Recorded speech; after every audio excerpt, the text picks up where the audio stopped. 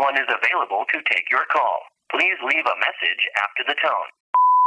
Hey there, CinemaCult. This is Matt in Virginia, and I was hoping to get a request in for your summer break movie lineup. The film I was wanting to request is 1987's Back to the Beach, starring Frankie, Avalon, and Annette Funicello. The film itself is a bit of a satire of the classic beach party flicks, which Frankie and Annette were pretty big staples of. Of course, being from the 80s, has some new built-in nostalgia, along with some cameos and maybe a few familiar faces. But truth be told, it's actually been a while since I've seen the movie, so I'm actually looking forward to seeing what you guys think about it and to see if it still holds up. So I definitely appreciate it, and if you all have any travel plans this summer, I certainly hope you remember to pack plenty of peanut butter sandwiches. Thanks, guys.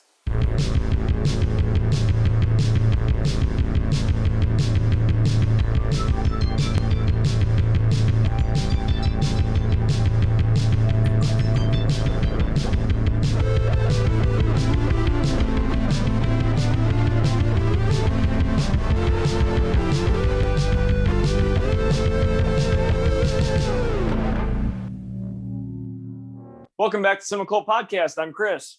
I'm Matt. And I'm Honto. And this episode, we're doing a listener pick, as you already heard. It's to go into theme with our summer break movies.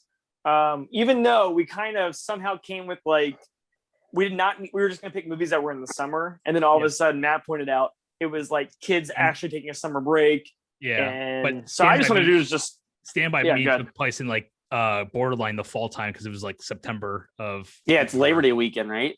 I think so. Yeah, you might be right. So I don't know.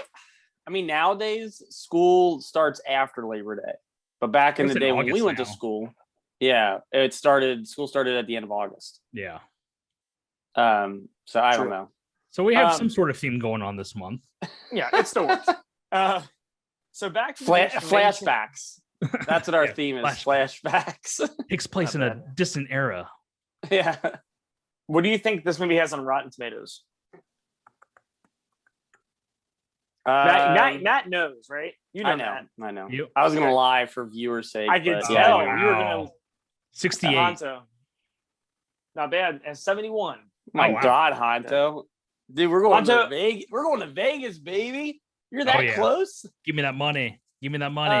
Yeah, because I'm sure they have tables. Yeah, I'm sure they have tables there. They're like, Back to the Beach 1987. What's the number? 68? Where's your Rotten Tomatoes table at? Dude, that would be actually a really fun roulette game. And then you know how the slot machines they have different sounds according to the theme.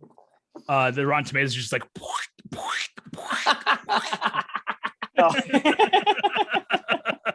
You're like, that sounds weird.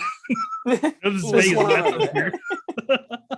Okay. Hey, this guy's counting movies. He's cheating. Honto, you seen this movie before? I saw it a few times as a kid. Okay. This is fresh. Fresh. Yeah, I remember. Yeah. I've seen it a bunch as a kid, but I don't remember anything about it. Okay. Until this viewing. Is this a Comedy Central movie that remember when Comedy Central used to play movies all the time? No, a friend of mine actually owned this. And so when I would go over there, we would watch it. And this happened several times. Yes. A few times. Man. It's like your bean story, the kid with the beans, but this one is Back to the Beach. Man, high school was a crazy time for you, Honto. Yeah. Back to the Beach. Oh, this is like yesterday. Okay, so Matt, since you already knew what the Rotten Tomatoes score was, let's do a Rotten Tomatoes score for another movie that's related to this, and I'll get to why. So the movie is 1978's Grease. What do you think it has on Rotten Tomatoes? Just so we can do some kind of Rotten Tomatoes guess. 87. 55. Honto? 87. 75. Okay. So, okay. Do you know why I referenced that? Yeah. Yeah, I didn't realize it until halfway through the movie that he was in that. There's a couple of people. Is there a couple of people? Okay, we'll get to it. I don't want to spoil your fun. How much do you think this movie cost to make? Matt, I'll start off with you. $7. I don't know, man. $1 million? $2 million. Honto. $8 million. $12 million. Wow. What? I'm sure some of that went to like the Probably salary the of bands and stuff. like Fishbone. Yeah. So on a $12 million budget, how much did it make? We don't have international. We only have domestic. How much did it make domestically? Honcho, I'll start off with you. 20 million. Matt, any number will do. I'm sorry, I had a sneeze, and it was like I was holding it in. Groundbreaking. How much did it make? Oh, 24 million. No, wait. Me or you know the answer to that, or it sounded like he was like, how much did it make? 24 million. I remember seeing this number. 20 million. Did I literally just say 20 million? Oh my God, I did. You're eventually going to say every number, and it's going to be right eventually. 8 million. It made 8 million. Is that really your guess? Yeah. That's your final. Yeah. Okay, it made 13 million. So not even close. But yeah. Yeah. Oh, I was kind of close. It was kind of close. So, all right, Honto, take us through. I won. What was Nobody Honto's cares. guess? Nobody's keeping track, man. That's all that matters. I won. Groundbreaking. What? Huh? Is there an echo? Did you hear an echo on that? Echo? No, you and Honto just started repeating the same thing. It was weird. You interrupted me, and then I asked what, and you also said what, and so I was trying to mirror what you were saying. Chris was it's because Chris was reading Honto's cue cards. Oh, where?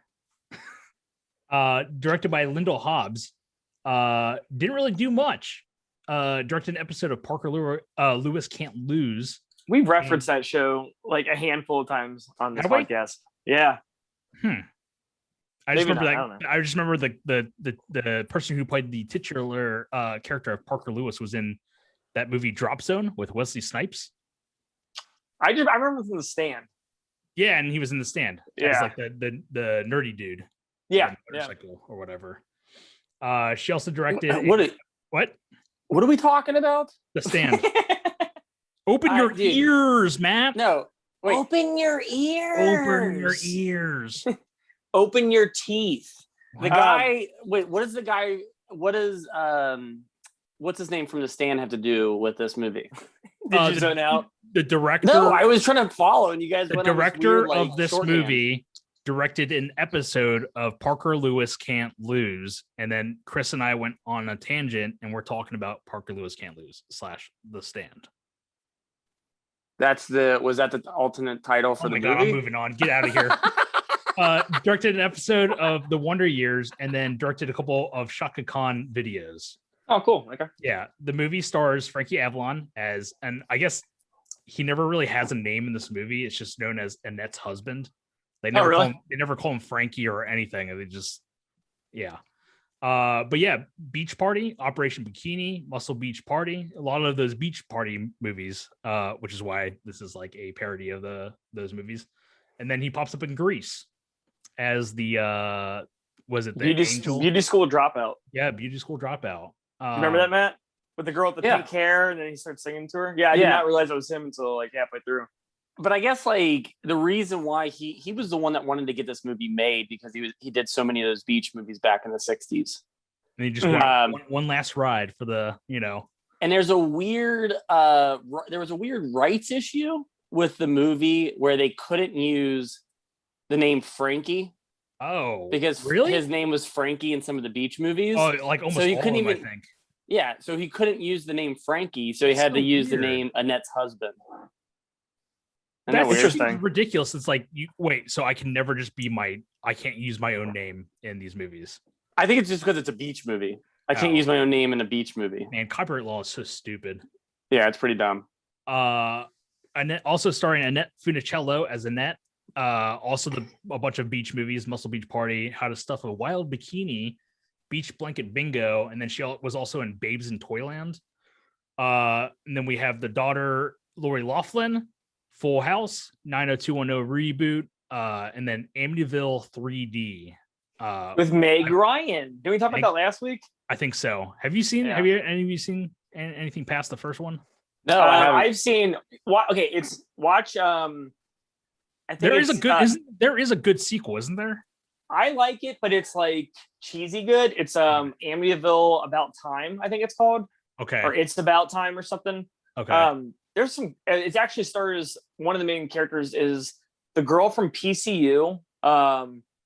She's like the main girl from PCU. She's in a few other things. Oh, she's the in brunette. Encino Man. No, like the reddish hair. The red hair. She was in Encino Man. She's like the character that Background, Goonies guy. Secondary character, Megan Ward. Megan Ward, yes. Okay. She was in Encino Man and then PCU and Joe's Apartment and the Brady Bunch movie. Wow. Oh, was she? Okay. Yeah. Cool. So Parker Lewis can't lose. That's what we're talking about. Yeah. What does this have to do with the Stand? Amityville. Yes. It's about time. That's what it's called. It's on Shudder. Well, It's is it one of the really? better sequels? Yeah, I think it's decent. So what is the deal with the Amityville movies? How many Amityville movies are there again? 23, I think. It's 23. 23 because there's no rights issue with the Amityville name, so they're all Amityville movies. There's like 23 to 26. There's 10. There's 10 movies. No, it is in the 20s. If you type in, I don't know, type in. Chris said there was a lot of. He's panicking. There's 16. 16. I think it's in the 20s. No, I typed it in. It says 16. Did it say 16? Yeah, final Okay. It answer was still 16. up there. Wait. But is it one of those things where They just keep making them to keep the rights or something? yeah, it's kind of like for instance, Haunted is those Japanese vampire movies that we were watching, Okay. where like Dracula's name's on top of the title, you know, and it's like because it's just like they threw like Amityville on like foreign film titles Just, to slapped get it on there. Just Yeah. It's like I think some of those Hellraiser movies, right? Because like a lot of them are about like it's like a murder mystery, and then Pinhead shows up for like a minute at the end. Yeah. But I think it's like the second or third House movie? I think it's the third House movie in the series. It's probably a third one. Yes. Yeah, yes. that's like it's like I can't remember if it counts and it doesn't count or something. It's something really weird. Okay. Like It's the just one of those title, one-off- you know, it's like slapped on, but it's like not even really about Yes. that movie or whatever. yes, because right, Chris, you know what I'm talking about? Yeah. Yeah, Are you talking okay. about as far as like the third one being not a part of it, then the fourth one comes back, and then it's part of it again? It's a really Yeah. weird, like, We should do a month of just those types of movies, just the one-off in the series, just like there you go. House 3, Halloween 3. That's all I got. yeah, maybe we'll revisit. Maybe we should rethink this. I'm doubling back right now. Okay, keep going. We got Demian Slade as Bobby, probably best known as the newspaper kid from Better Off Dead. Okay. This is the son who's like the punk rocker. Tommy Hinkley as Mike. He's in several seasons of Mad About You. Go back. You just blew Matt's mind because you didn't say the important one, I think. Oh, Demian Slade. What did I miss? The kid, right? Yeah. Okay. Is that the kid from Return of the Living Dead 2? I did not see that. I would have said it if it was. No, Really? It wasn't even Damn. in a lot of movies. Okay. I would have 'cause for could've sure. sworn- I would have for sure mentioned that if it was him. Do you know what I'm talking about? I do. though? Yeah, it's kid- like the bully. The bully that gets turned Yeah. into a zombie. Yeah. Yeah, he looks like spot on him, and it's like the same like. Oh yeah, because he had like the switchblade comb. Yeah. No, Because he has it in Better Off Dead. Yeah, he does. He So, says yeah, he has it in both $2. He's like movies. Yeah. plus tax or $2. whatever, or Yeah. change, or I don't know. My God, trying to be so unprofessional. So professional. Devin Holden. That was a sneeze, by the way. It wasn't a. It was a sneeze. Nobody cares. I'm just. Dude, Hobbs What is did that- had it with you today. He is What over you. did that sound like on your guys' end? It sounded like a sneeze. Okay, I I was breathing. let's I've been see. holding- And then like we just got like a lot of just like it's almost like cameos and like comedians and basically people that exist around the 60s basically. Yes. We got I guess this isn't really like a cameo, but it's Dick Dale and Stevie Ray Vaughan. They're playing guitar in one of the scenes. Dick Dale is known best for probably creating the Pulp Fiction like theme song, Yeah. which Yeah. is like yeah, there you go. Mr. Lou. Yeah, Mr. Lou. Yeah. Oh, speaking of, can you real quick type in Dick Dale and then type it back to the beach And Matt watched this movie together. Wait, don't hold on. Let Hanto see it. Okay, yeah. Just type in Dick Dale back to the beach, just so you get a picture of him on stage or whatever. Okay, 1 second. And let me know when you got it, and I'll go ahead and fill time while I speak. Oh, I got it. Yeah. Who do you think? Okay, you see him? Yeah. Hanto, doesn't he kind of look like Bill Murray? Like,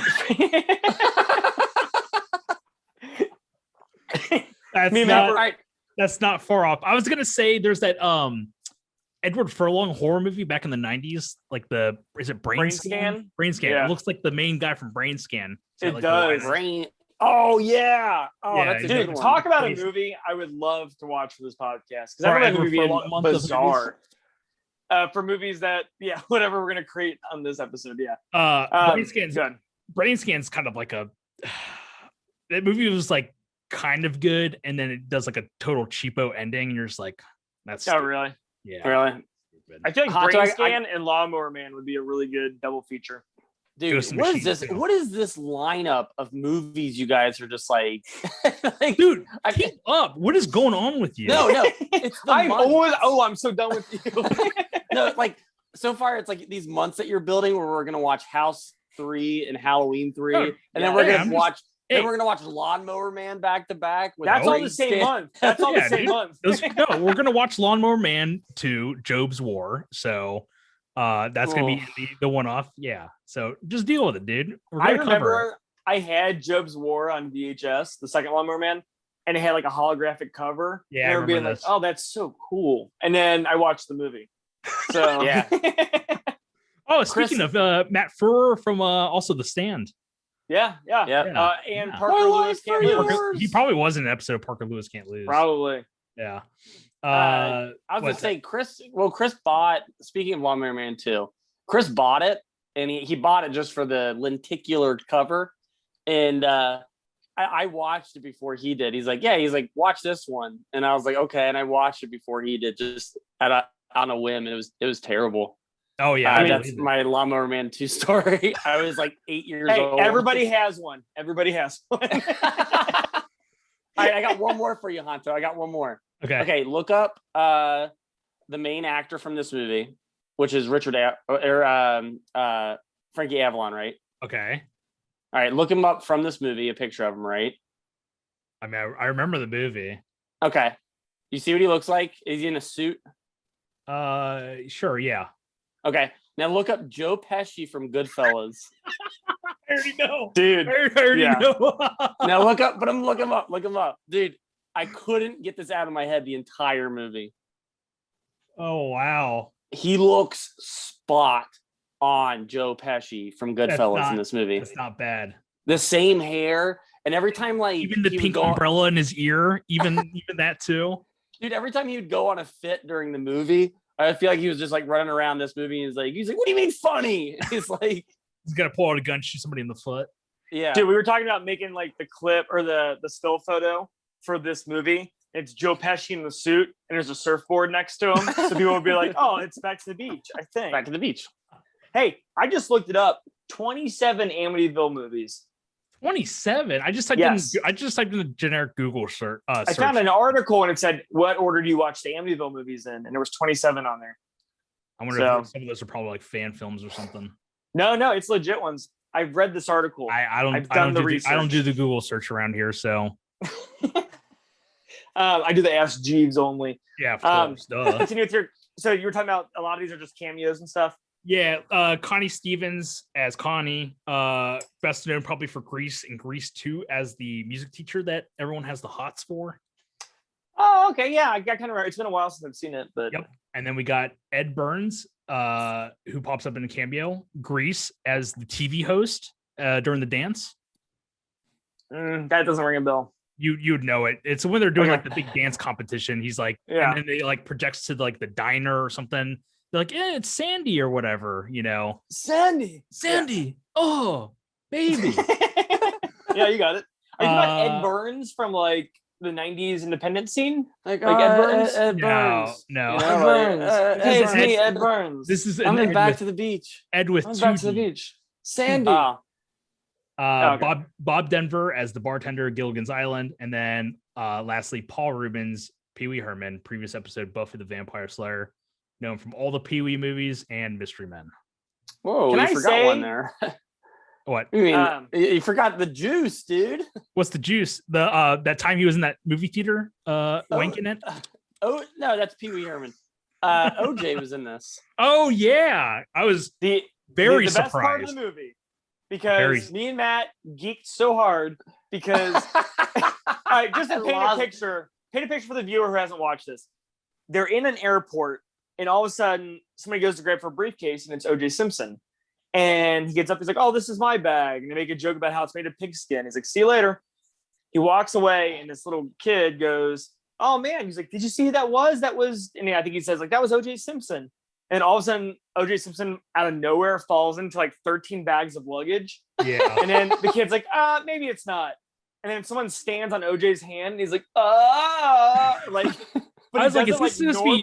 I was gonna say, is this supposed to be Norberg? But actually, it's a parody off of a series of commercials he used to do back in the 70s, where he's running through an airport, and then they're making a joke about that. Oh, okay, that makes sense. So, okay. Without that knowledge, I legitimately thought it was Norberg with like the domino effect. I was like, are they doing Naked Gun here? Like, is this a precursor? He like put his hand in cake. He's like, yeah, steps in a like a bear trap. Leans on cake. Yeah.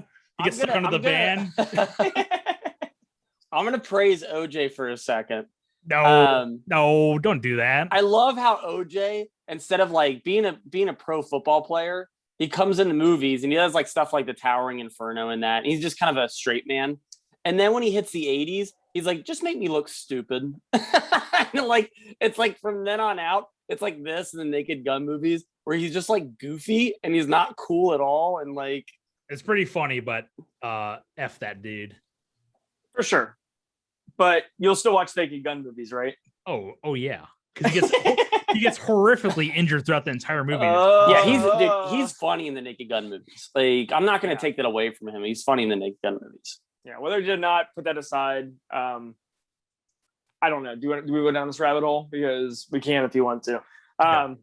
But whether you did it or not, but we're talking about a topic that's been covered a bazillion times. Cool. For our 1992 audience. But can I say, it's hard to believe that he did it when you watch him in the Naked Gun like stuff, because you're like, oh man, he's like this funny dude, you know what I mean? And then when you hear about how heinous everything is, you're like, that guy did that? You know what I mean? Like, it's very bizarre. No, so that's the cast and crew of Back to the Beach 1987. Let's go ahead and dive into this movie because it's a mess. It is. I don't even know how to organize my notes to talk about this movie. This right off the bat, I was already thinking, this is like, we just watched this, Chris. Earth Girls Are Easy. The comedy and like the randomness of it reminded me a lot of Earth Girls Are Easy, where it's just like the plot is just like almost like, I mean, the plot's straightforward in this movie, but at times it's like nonsensical, and then it will just randomly bust out into the song and dance, and you're just like, what is happening right now? But it's only like 2 songs. Like, it's not even that like enough to be like considered. I'd say there's like, there's probably like 4 instances or 5 instances in this song at least, or in this movie. Okay. Earth Girls Are Easy. There's like legitimately just like 2 sequences. I remember we were talking about it. Like, is this a musical? Like, no, it's just like, I think it was just that one scene. And it's like 2 songs. Later, like, that's it. Oh, where her friend sings. Yeah, and then 15 minutes later, I'll cut to another song. We're like, wait, is this a musical? And then it's like, I'm so confused right now. Dude, cocaine's a hell of a drug back in the 80s, man. Like, heavily. Yeah, a lot of people did it heavily. So this movie is basically about, oh man, I don't know where to start. So it is about these 2 famous actors from the 60s. Yeah. And it's kind of a not a mockery of these older movies. It kind of is. I feel like that's what it should have been. This movie, I feel like it totally blows it, because instead of being like, it becomes like, it should have been like Brady Bunch. Yeah. Where like they're out of their elements. Everything is like, they're not hip anymore. They should still be rocking the 60s clothing. Well, they kind of do. Like, her hair is very 60s. His hair is. But they should have made him more a fish out of water story, as opposed to them not adapting to the times or that kind of deal, I guess. Yeah. But the movie is basically about our main character works at a car dealership, and he really doesn't pay attention. I mean, he does pay attention to his family, but they're like in a rut. He's basically like Robin Williams in Hook. He's like used to have fun as a kid, as a youngin, and then just like is totally about business now, and is like super stressed and just kind of a jerk to his family. Yeah, I agree.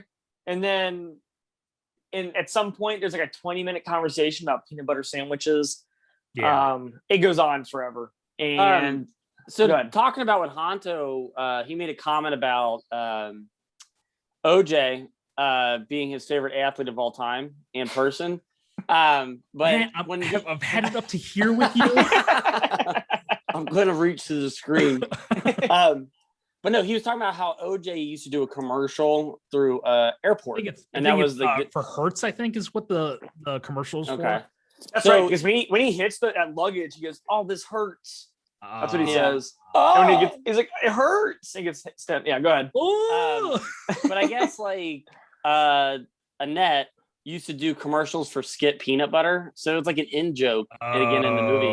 But it's like, man, why would you date your movie like that? It is. So this might be one of the most dated movies we've watched for the podcast. I mean, it's definitely of the time, and unless you grew up watching it, I mean, I did not grow up. I only watched as a kid, but like the references are. I mean, even with the cameos, I even mentioned the cameos. The cameos are super dated. They're all like in the '60s, and it's like if you have a general understanding of like 60s pop culture, then this is like, you got it. This is for you, Yeah. But and I'm that's not terribly familiar with like all the comedians and like the TV shows back in the 60s. So there are times I had to constantly like look up like who's this person, because it's like they're definitely on screen for a while and then just a cameo. The one I did catch was the guy from Get Smart. We used to watch that as kids. Yeah. I think I had written him down. Don Adams, I think. Yeah. But it's no different than like if you talk about like the scary movies. Like when it's a comedy, it's on. But then when you get to like that even the first one, but like the second one, they like parody commercials. Yeah. Like remember like in the second one where they're going to basketball. Well, yeah, that. The Nike commercial. Thing. Yeah, the Nike basketball. And like they're all supposed. They all happen to be Super Bowl commercials too, because I think the Nike one is a Super Bowl commercial.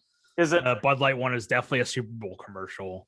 Yeah, so they're definitely just like picking on stuff that literally occurred the year before, and it's. And if you watch it now, you'd be like, if you were like 15 right now, you'd be like, I don't understand any of this. So dated. It would be so dated. It's just like all those epic movies and funny movie or whatever they're called. Yeah, but like literally you pick on the times. And then your movie is not relevant 5 years later. Mm-hmm. Yeah, so that's why Naked Gun's great. It's just comedy. They're just great. They're literally just doing comedy, is what they're doing. Well, I disagree. I think they're doing comedy, it's strict comedy, but it also is a parody. Like you're making fun of Star Wars, but it stands on its own. You're making fun of cop movies, but it stands on its own. Also, you're picking on a movie that is like classically like just a movie that's just solidified in Hollywood history, whereas I don't think the Bud Light Was Up commercial solidified in like well, even the fact that like the entire skeleton of Scary Movie is Scream. And the plot for Scream and I Know What You Did Last Summer. Again, so it's like if you haven't seen either one of those movies, a lot of those jokes are going to go over your head. But again, Scream, if you're a horror fan, solidified in film history as like the movie that basically rejuvenated the slasher genre, and then followed that with I Know What You Did Last Summer. Yeah. But, so the rest of the movie, the whole movie is about them taking a vacation back to the spot where they were 20 years ago. Yeah, Hawaii. I think their whole plan was just to go to Hawaii, and then they just ended up staying in LA for the entire duration. Oh yeah, they do. I totally forgot about that. They missed the layover. They missed the layover because Frankie ends up like reconnecting with that girl Connie, and then sings a song, and then that's like, we just missed our 10-hour layover. We're not now. Not now. And then I'm busy. And then it basically turns into a whole fight for like a good portion of the movie until the whole movie is the fight. I feel like, because while they're in LA, they go to visit their daughter, who's Aunt Becky from Full House, Lori Loughlin. Yeah, and the whole movie ends up staying there, and then our two main characters are fighting the entire movie, and it feels like they don't talk to each other for weeks. And it's like one of those. What is the duration of this movie? How long are they in here for? Like a couple days. It's like 3 days. It's literally just a couple days. I thought it was like weeks. It feels like it. But yeah, so like we have dogs at home.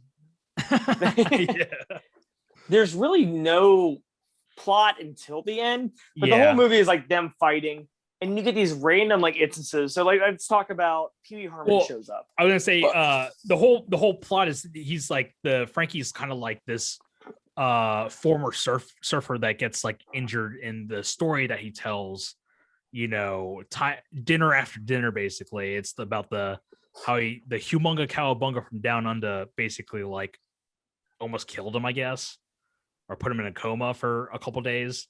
Yeah. Okay. Kind of like that's why he gave up the surfing, and that's why he's like such a serious dude now, is because and then it's just these are the way these like beach movies are constructed. I've never seen any of them, so I don't know how they're supposed to be. Well, they're just supposed to be for fun. Like they're not supposed to be like there's not supposed to be a giant plot. It's just kind of like situation to situation to situation, but they're all supposed to be in good fun. Yeah, just like there's it's like almost like no conflict, I guess. Yeah.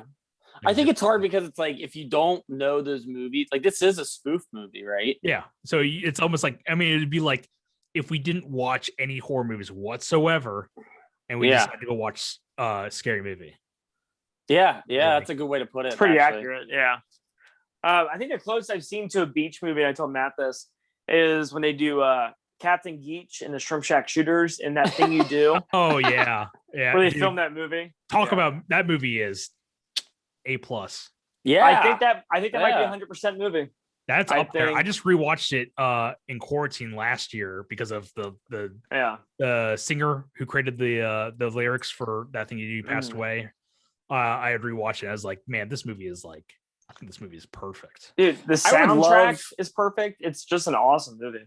I would love to run into Tom Hanks and just tell him that, like, dude, That Thing You Do is like one of the best movies ever. That's a huge surprise because he directed it, and it's kind of like he's only in the movie for like 20 minutes, 25 minutes or so, and then probably yeah. But like I feel like he gets no like credit for how good that movie is. Yeah, nobody really talks about that's like his directorial debut, I think, or something like that. Well, then he followed it up like 15 years later when he did Larry Crown. I think he directed it. The Larry Crown Affair. The Larry Crown Affair. And I remember I was so excited to see it, and it's very just okay. Yeah. And it's such a shame because like That Thing You Do, like I wish more people talked about it. I think it's I don't want to say monumental, but it's what's that word I use that you guys always make fun of me for? Iconic. It is. You don't deserve so back to the movie. Remember it. So there's like 45 minutes of like random scenes. Like at one point, our main character goes to get a drink and he's depressed, and Gilligan is serving him drinks. Yeah. And then go ahead. Me and Matt laughed pretty hard at this because Gilligan is telling a story and he's like, "Do you want to hear more of my story?"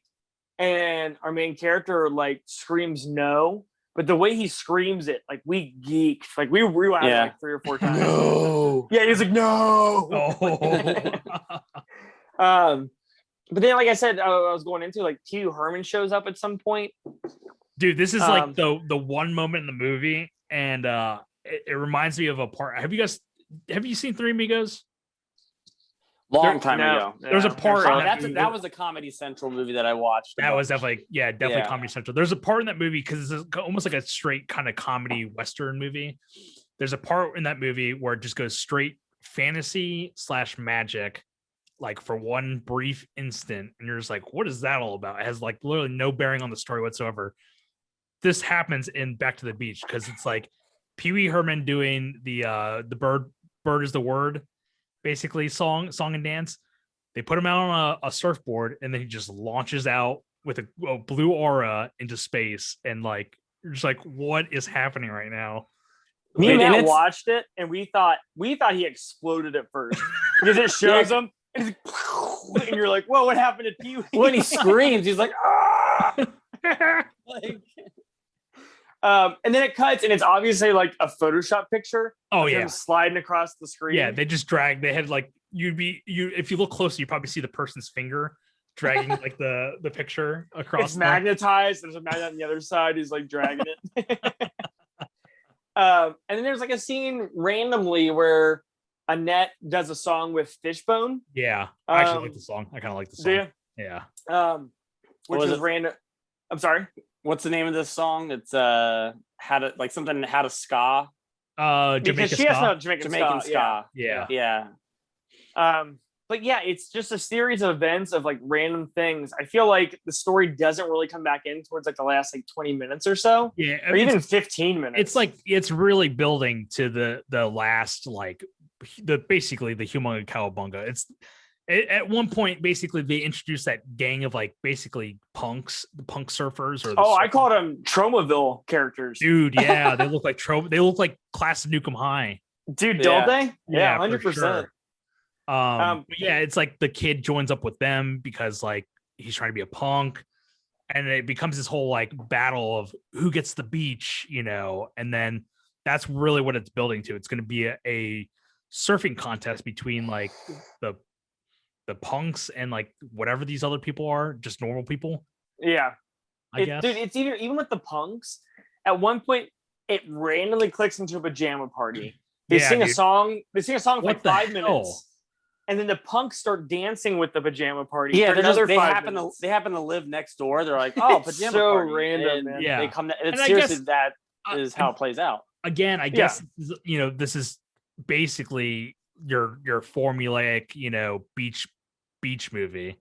I'm assuming that they do pajama parties in that movie, in one of those movies at some point, which is why they do that. But the fact that they're so accepting to like the punk crew coming to the pajama party and like dancing. Get out of here. You were a punk. But yeah, I mean, is there any other like memorable scenes or like scenes I need to bring up that happen? Well, before we kind of keep going with this, I want to ask you guys like just a random question. But what is your favorite cameo in this movie? Oh, I think it's easy. I think Pee-wee would be all three of ours. Really? Pee-wee's definitely up there. I'm trying to think who else pops up. No. But I'm not talking about who your favorite person is as a cameo. I'm talking about like who your favorite cameo is. Like, in general. Because you would say OJ. Yeah. Yeah. I'm serious. OJ's my favorite cameo in this movie because like he literally does what he does in the Naked Gun movies, and it's the funniest part in the whole movie. It's not even supposed to be Naked Gun though in this movie at least. I'm saying he's doing what he does in the Naked Gun movies where he's like doing his slapstick. He's looking like a total like buffoon, and and it's hysterical. Like, right. Man, you caught me off guard with this one because I'm not really. I might go with that too because that's the hardest I laughed in the movie. Is the Pee-wee ones? Yeah. The Pee-wee one goes on for like 15 minutes. Oh, I know. It's very. I know who mine is. Yeah. It's probably it's up there for me. But Matt Damon and Thor Ragnarok. When he's we're talking about this movie. I thought you said cameo in general.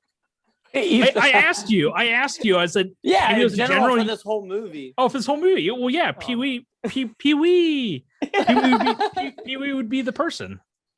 I was so confused when you're like, mine would be Matt Damon. I was like, Matt Damon? No, because I asked, I was like, came from this movie. I said Pee-wee. You said that doesn't count. I'm talking about regular cameos. So I was like, cameos in real movies. Because you guys all said Pee-wee, and I was like, what I meant by it is like your legit favorite cameo, not like who your favorite person is as that cameo.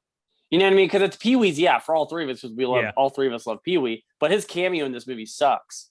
And it's like super annoying and not funny. It'd be the skipper. Really? Okay. So that's for totally blocking Gilligan. Cock blocking. Yeah, dude, majorly cock blocked Gilligan at that bar. Dude, and he looked good for his age, didn't he? Skipper did. Yeah. Pretty good looking. Yeah, he showed up and I was like, he doesn't look at all different. Like, and he passed away only like 3 years after this movie. Yeah. Which is crazy. I read the guy who played like the head of the punk passed away a couple years after this as well. I saw that. He had he had an embolism and died at like 32, shit. I think. Very young. He was like 30 or something. Yeah, 30. Yeah, he was 32. Well, when did Annette pass? Because she had 2013. Did she have MS? Yeah, multiple sclerosis. Yeah. Matt said she had it during this. Yeah, she got it during the movie. 87 diagnosed. Oh wow. On a lighter note, the kid that's in this, did you read who he's related to? The kid from Return of the Living Dead too? No. He is the older brother, I think, of the main character of Three Ninjas. His name is the kid is Max Elliott. That's who his brother is. I don't know if he's the main character in Three Ninjas. Okay. I just know that the character, the boy's name was Max Elliott. Slade. He was.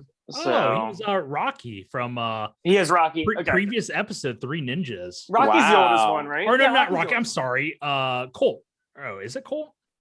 Which one's the middle? Tom's the youngest. Yeah, which one's like the Rocky's the oldest. Which one's the Raphael? Oh, the Raphael of the bunch. Is that Colt? Yes. So because Tom's a little one, and yeah. So he's related to the actor who played Colt on Three Ninjas, 1 through 3. Oh wait, is that the movie where you guys fell asleep and I had to watch it by myself? I think in each other's arms. Yeah, I think we ordered pizza. Yeah, we ordered pizza, and I think we all fell asleep for like, yeah.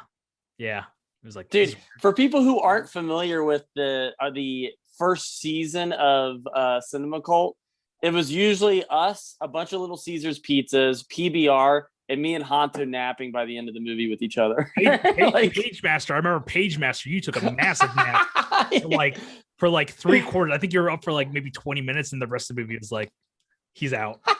This is not a stretch. This is pretty. Having a little nightcap and like a little blanket. He's out. He had a feather above his mouth. Like, what was it? It was like Ernest Scared Stupid. Somebody fell asleep too. And we're done. No. Ernest Scared Stupid. We just hard stopped during the recording. I don't know why. I remember why. So I remember why too. Podcast, Chris. I was like, I remember halfway through it, I was like, so he drinks chocolate miak, and you guys were like completely quiet. And I remember going, "What are we doing with this podcast? What are we doing?" That was like the real like, what are we doing here? What is? We have to look up. Or like, what is this? Yeah. It's like George McFly. What are we doing with this podcast? You're trying to turn me off PBR. Like Beetlejuice. You woke up like the mom from Beetlejuice. Yeah. Turn the podcast off. We should I don't want to revisit Ernest Scared Stupid. I take it back. So the movie continues on, and it kind of gets to the end when our two leads are kind of making amends with each other. And then at the same time, there's this big battle that's going to happen. And you were kind of explaining it. They basically like reunite because it turns out Connie, because Connie's the one that's been spending time with like Frankie the entire movie. And then I think Annette confronts Connie, and she's like, basically, what are you talking about? He talks about you all the time. Like, he loves you. And then they reconnect after that. And then I think this is the first instance of where you get like what the story was with the Humunga Cowabunga from Down Under. Oh yeah. He's telling it to like it's like a campfire tale on the beach basically. And you get the story with flashback and everything. That's when you find out like why he kind of quit surfing in the first place. And then I think cut to next day, and you get we're gonna battle for the beach competition between the punkers and the you people, whatever. Yeah. And I think they designate Lori Loughlin's basically boyfriend as the main surfer. He's the best surfer on the beach. And I think Frankie drops the surfboard on his foot and breaks his toes or something like that. And so now he has to surf instead. And he's got this comically large surfboard that he's using. Yeah. And so everybody shows up at the end for this big challenge. We have like Siskel and Ebert on the side. Yeah. Which is very random. Yeah. It would make sense if it was like a lean looking dude and a kind of a chubby looking dude.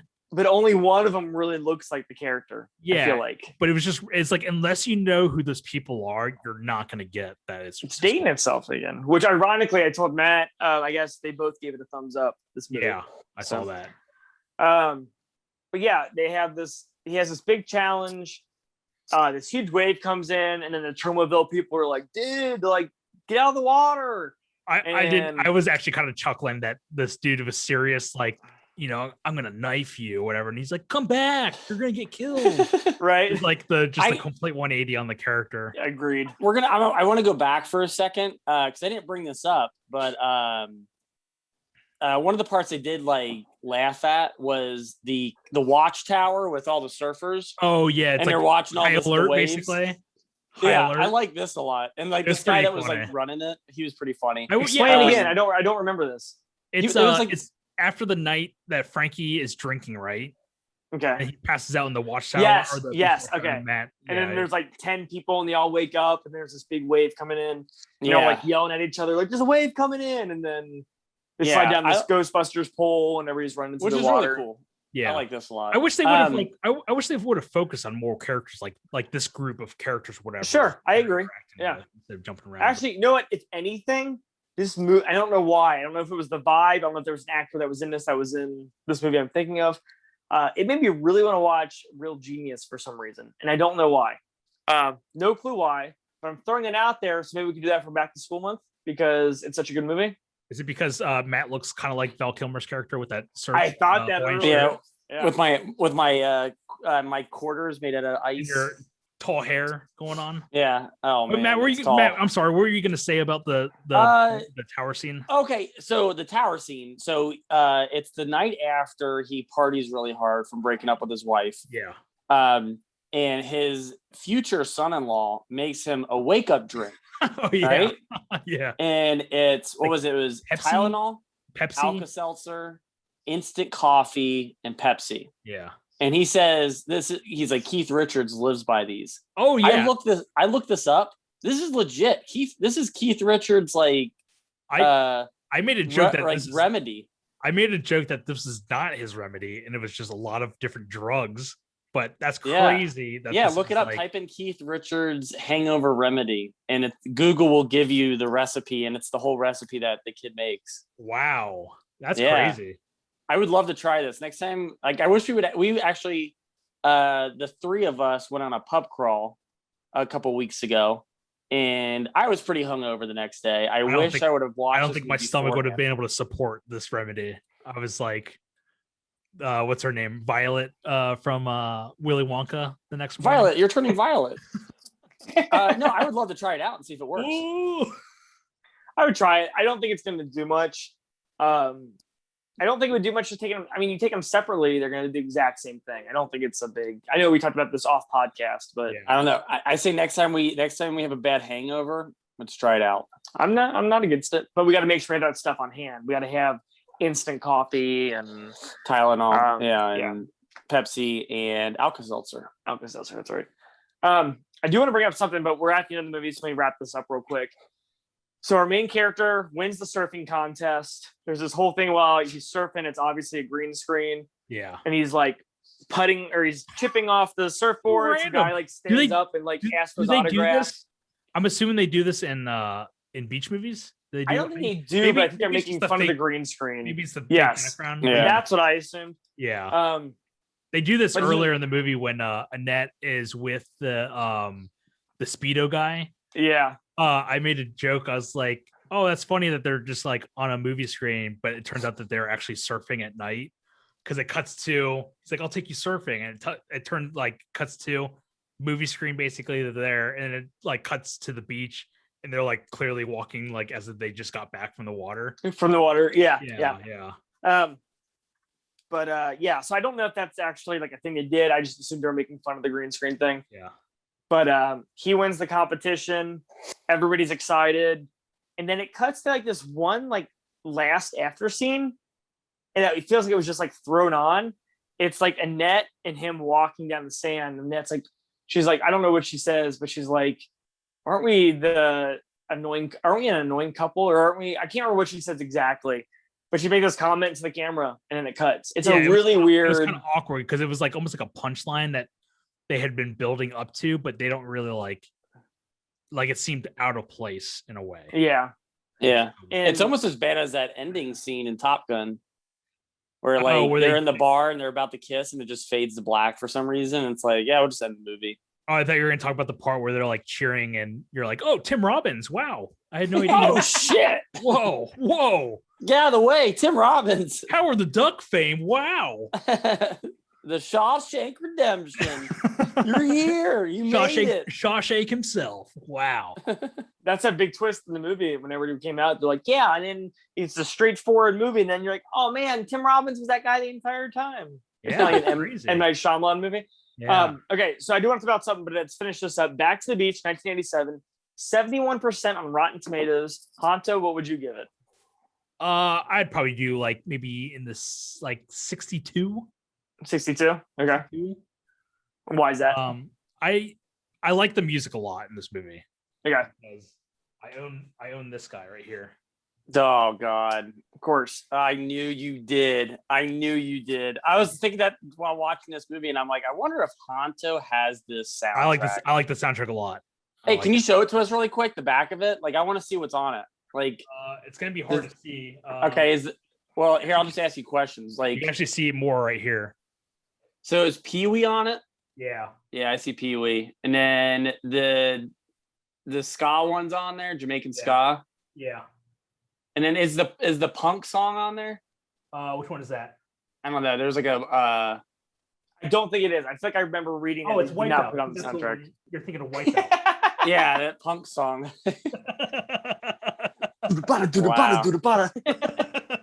I like this. I like it a lot. The movie didn't quite hit the same notes when I watched as a kid. I remember liking it as a kid. It just seemed off with the comedy for me. There was potential in the beginning, especially with the Frankie Avalon when he's like on the plane. He's just like the Susie Woozy, wavy baby or whatever, and then everyone's like, and then we like throws up. Yeah. It was borderline freak territory comedy. Yeah, ooh, good. Yeah, it was like borderline. I was like, oh wow, it's going in the direction of freaks. I cannot wait for the rest of this movie. And then it just didn't really hit that level for me. You know what comedy it kind of reminded me of that you brought that up? Did you ever see that Tom Arnold movie that John Landis directed, Into the Night? No, The Stupids. Oh, I think it's called The Stupids. I've never seen it. I've never seen it. You know what I'm talking about? Dude, that's weird you said that because the cover like of Honto's record looked like that cover. Yes. Of The Stupids. Yes. Yeah.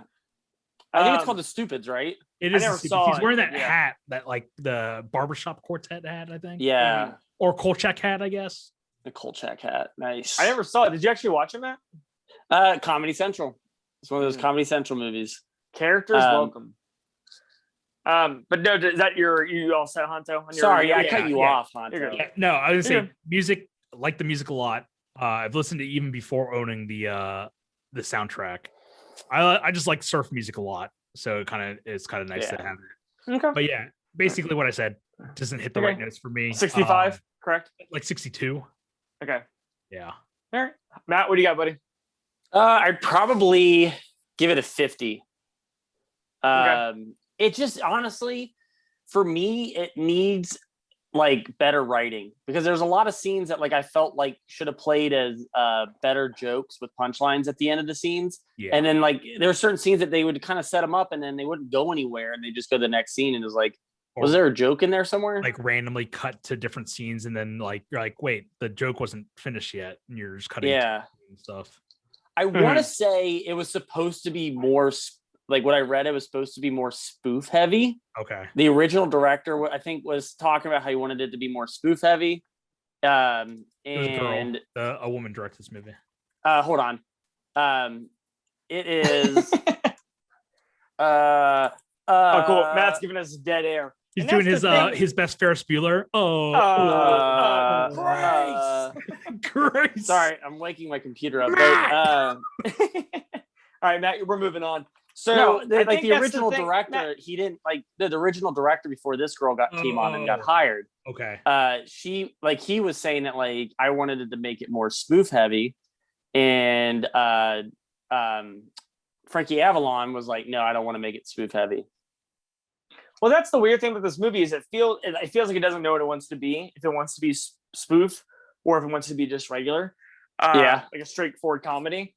And I kind of wish it starts off like it's going to go that spoof route, and it never fulfills that that awakening. I feel like it should be stupid comedy, and that's why. Okay, so what I'm saying. Sorry, I took the back roads on that one instead of the highway.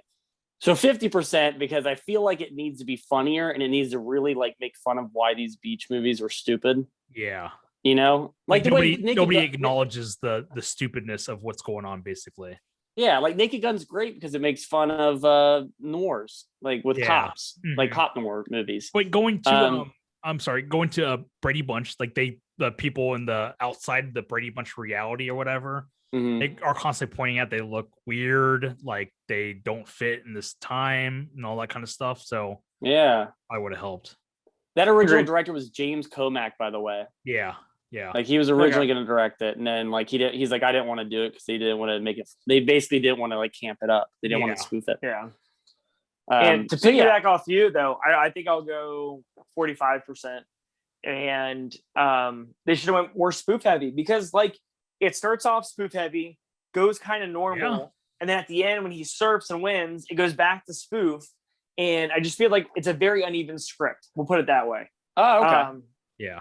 I just feel like it doesn't know what it needs to be. I like surf stuff. I love surf music. Yeah. I mean, it was just fine. I wish I liked it more than I did. I just wish it had a tighter script, a more even script. Yeah. That's what I wish. So, what was I gonna say? I don't regret watching the movie. I just it had potential to be better than it was. Yeah. That's a good way to put it. I would like to honestly next summer. I would love to do a beach movie month. I know it'd be different from a summer vacation movie. But movies that are about like beaches, about going to the beach, like the beach. The beach. Isn't there a movie called Beaches with Bette Midler? Yeah, we could do Captain Geach and the Shrimp Shack Shooters. Yeah. But yeah, no, I would love to do like there's some beach movies on the list that like I've always wanted to watch, and I mean, go outside of our bounds a little bit. Regardless, Matt, not you, Matt. Other Matt who requested this, thank you for the request. We appreciate it. Yeah, thank you. So we're gonna take a little bit of a break here for July, just for vacations, just to kind of rejuvenate. Trying to do that every couple months just to stay on the groove. But before we get to that break, I just want to say I watched Heat after Matt said he gave it 100%. Oh wow! And for a 2-hour and 50-minute movie, it's pretty solid. Everything is pretty much on point. I think the diner scene is an awesome scene. Dude, the only thing that lacks is the ending. I think the last like 3 minutes are like, eh. Really? Yeah, I think it just ends. I mean, I don't want to ruin it for anybody who hasn't seen it. Here's my one F-bomb. It was such a dude. Speaking of Val Kilmer in both Heat and MacGruber, where that happens to him. Dude, the ending is great, man. That Moby song and like, it's good. It's just I want. It was such a tight movie, and then that last like 3 minutes, I was like, okay. Dude, my favorite line in that movie is in that diner scene when he's talking about like, he's like, Al Pacino's that makes that comment. He's like, I don't know how to do anything else, and Robert De Niro's like, yeah, me neither. And it's like, I haven't seen this movie all the way or beginning to end since I was a kid, probably. I might be due for a viewing of this. Gosh, it is perfect. It is perfect. I own it if you need it. You know, movie's also perfect. Black Hat, also Michael Mann, perfect movie. Really? No, he's lying. It's I liked it though. I'm like in the minority of people who like it. It was panned pretty hard. Yeah, I want to watch it. It's way too long. I would say it's way too long. Really? Kind of like our podcast. Yeah, I think so. This beach, back to the beach themed. Black Hat action sequences are pretty stellar. Really? Cool. Yeah. Okay, you're really talking it up. I'm gonna check it out. It's never streaming anywhere. I know it was on Netflix, and I just coincidentally, I think I listened to one of our episodes recently, and we were talking about Black Hat. So. Oh really? That's random. Yeah, I'd never watched. Yeah, wait, is it streaming right now on Netflix? No. When I talked about it, which is like maybe year 1 or year 2. Okay. It was on Netflix, but I don't think it's streaming anywhere. Okay. Yeah, I really want to watch it. But let's go through our next few months coming up after July, so we can take any requests that are needed. So we've decided that August is listener request month. Anything goes. September, back to school month, movies revolving around school. October is obviously Halloween month, so we're trying to stick to like every October doing Stephen King movies. So Stephen King requests be great. We'll also cover the new Halloween movie. Obviously, I can't see why we wouldn't. Yeah. And then November, James Bond month. And then December, we'll do a couple Christmas movies. I mean, like we usually do like a horror Christmas movie and a regular Christmas movie, something along those lines. Yeah, we are running out though for Christmas movies. For do you know how many horror Christmas Silent Night, movies. Deadly Nights there are? That's the next. And we've only touched the first one. We got lots more to Four go. more. Oh, yeah, man. More to go. One of which is like $89 or whatever on that. I will say though, I want to do a list episode coming up. I know it's a lot of work, but I really want to do a list episode with you guys. We haven't What's done a one in list a while. episode? Please So tell we do us. our top fives. Oh. Yeah, we missed this year because of the piece of shit pandemic that happened. Oh no, Matt's talking about. Yeah. I think he's trying to talk about like a Christmas episode, right? Or how we did that? Halloween. We can do a Halloween episode or Christmas. Oh, yeah. We can do a video episode now that we're vaxxed and ready to talk about movies again. Kiss.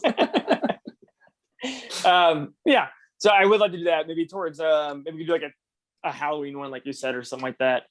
But yeah, so that's the next that's the rest of the year. If you have any requests, you can hit us up on Facebook or you can email us at CinemaCultPodcast@gmail.com.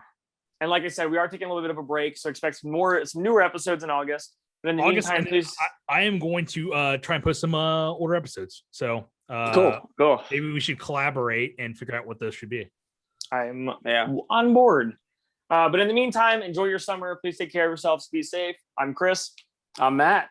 And I'm Honto. And we'll see you next time.